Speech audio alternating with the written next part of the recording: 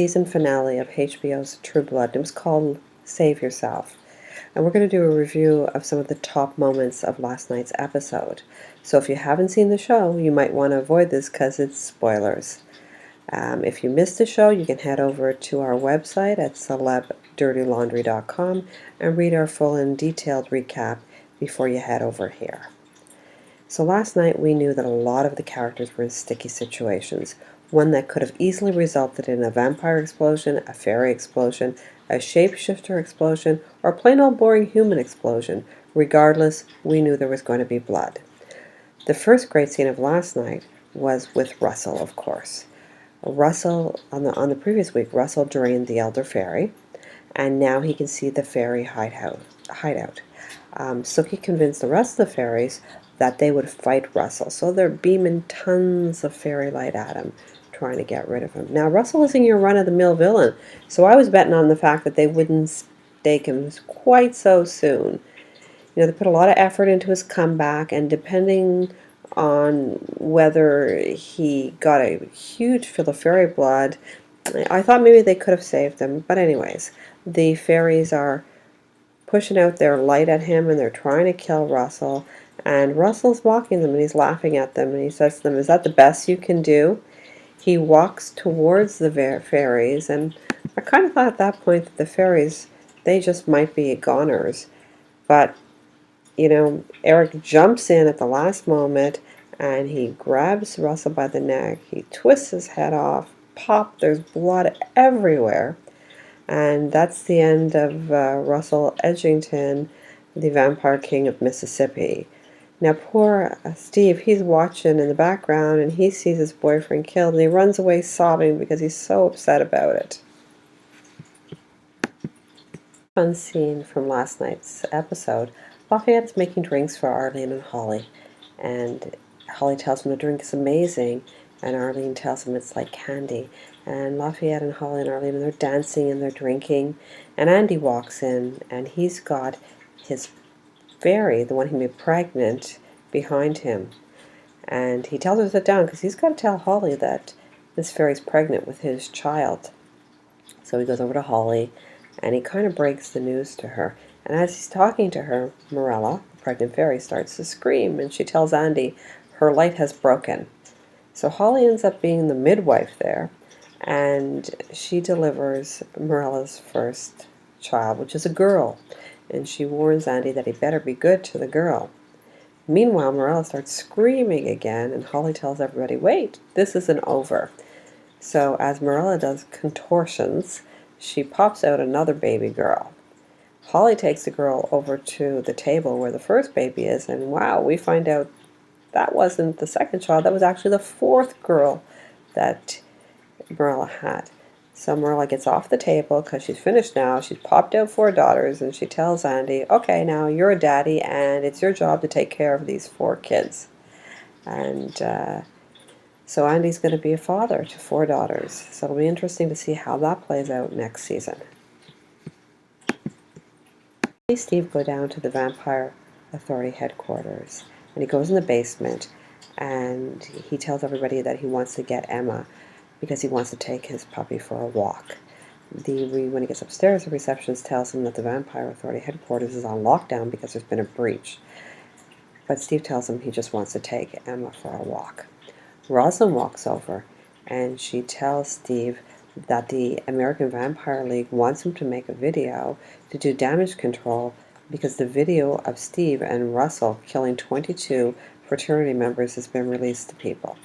So Rosalind grabs Emma and grabs Steve basically and takes them over to go on TV and try to do that damage control. As Steve starts talking on television, he starts to vomit, and Luna appears. Well, big surprise, it wasn't Steve after all, it was Luna who was shifted into Steve. Luna tells everyone that humans are being held in an underground cell at the Vampire Authority's headquarters, and they're feeding off of them. Rosalind knocks the TV camera over. Now, meanwhile, Sam is flying around as a fly. He goes into Rosalind's mouth, and he shifts back into himself. Rosalind explodes everywhere. There's blood everywhere. What a mess, and what a way to die. And poor Sam is standing there naked, full of blood everywhere, and Luna falls over. The third character that we lost last night on the season finale of True Blood was JD, and they couldn't have gotten rid of him soon enough. I really disliked his character. Anyways, Alcie's father tells him that he has to fight JD on his level, so he convinces Alcide to drink some of this premium V that he has stored.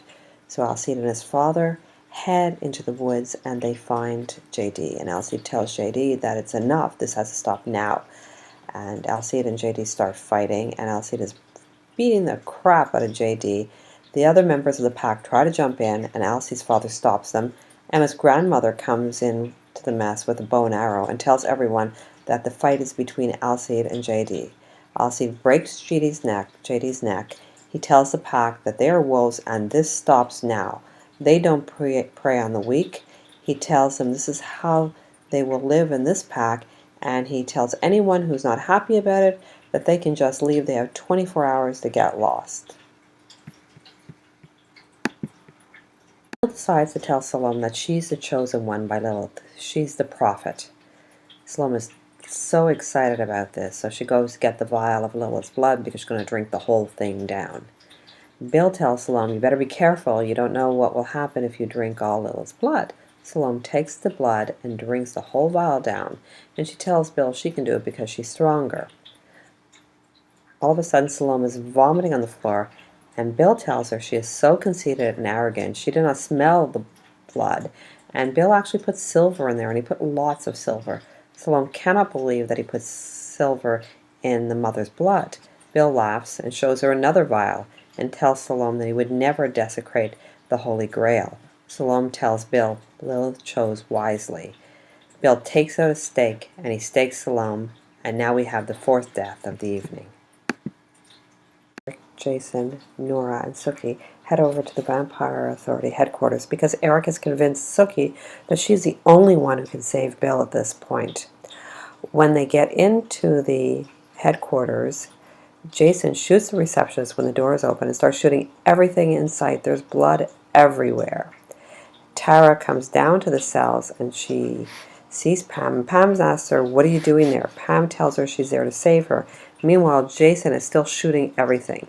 Sookie and Tara open the cells for Pam and Jessica. Tara goes over and starts kissing Pam. Jessica smiles and says, I knew it. Jason is in the entrance to the Vampire Authority, and there's blood splattered everywhere. Sookie, Tara, Pam, and Jessica come in. Jessica embraces Jason and tells him she loves him. Jason tells her he could never love a vampire. Now, that's probably because all through tonight's episode, Jason's been seeing images of his father, and his father keeps telling him how horrible vampires are, and Jason's convinced that the world would be a better place without vampires. So now Salome's dead, and Bill is thrilled because, Bill thinks he's a prophet and he's the chosen one, so he takes the vial of Lilith's blood and he's about to down it, and Eric and Sookie come into the room, and, Eric tells Bill that Lilith is a terrible god and that she's just destruction and there's nothing good about her. Sookie tells Bill that this is not him, but Bill tells Sookie that she's an abomination. Sookie fights back and tells Bill he is unique among all vampires. Bill tells Sookie he's lived his whole life apologizing and he doesn't want to do that anymore. He starts quoting Lilith's scriptures. He's totally convinced he's brainwashed or something. Anyway, Sookie asks him if she ever meant anything to him. Bill tells Sookie he told her the first night vampires often turn on those they love. Bill downs all Lilith's blood and he explodes into a huge pile of blood all over the floor. Sookie sobs and Eric watches the blood and says, Sookie, out of the pool of blood a vampire rises. It doesn't look like a girl, so I don't think it's Lilith. Maybe it's... Well, anyway, it could be anyone. A new Super Bill. The fangs on the new vampire come out, and Eric screams, run, and the show is over.